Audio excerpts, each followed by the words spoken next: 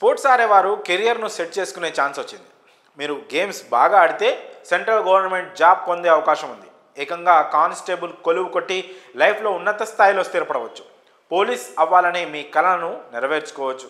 అంతేకాదు దేశానికి సేవ చేసే భాగ్యాన్ని సొంతం చేసుకోవచ్చు. మీరు ఆడిన ఆటలే మీ భవిష్యత్తుకు బాటలు వేస్తాయని ఊహించుండరు కదా. కానీ స్పోర్ట్స్లో మీకున్న నైపుణ్యాలు, అర్హతలు మిమ్మల్ని ప్రభుత్వ ఉద్యోగిగా మార్చనున్నాయి.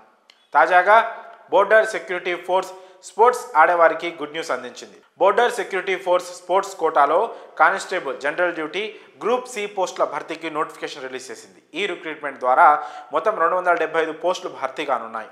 ఈ పోస్టులకు పోటీ పడేవారు 10వ తరగతిలో ఉత్తీర్ణతతో పాటు నేషనల్ లేదా ఇంటర్నేషనల్ ఈవెంట్స్లో సంబంధిత క్రీడాంశాల్లో పాల్గొని ఉండాలి. క్రీడాంశాలు చూసినట్టయితే badminton, archery, athletics, swimming, diving, water polo, basketball, boxing, cycling, cross country, equestrian, football, gymnastics, handball, hockey, ice skiing, judo, karate, volleyball, weight lifting, water sports, wrestling, shooting, taekwondo తదితర క్రీడాంశాల్లో నైపుణ్యం కలిగి ఉండాలి.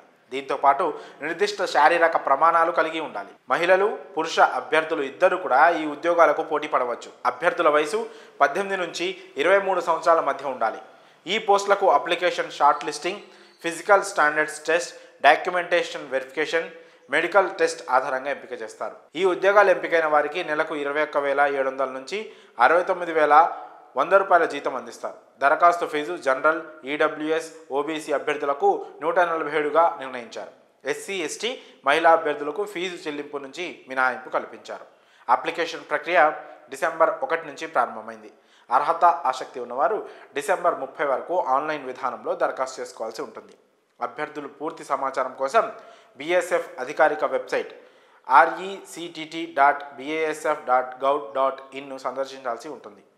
మరి మీకు స్పోర్ట్స్పై మంచి పట్టున్నట్లయితే బీఎస్ఎఫ్ కానిస్టేబుల్ పోస్టులను miss చేసుకోకండి.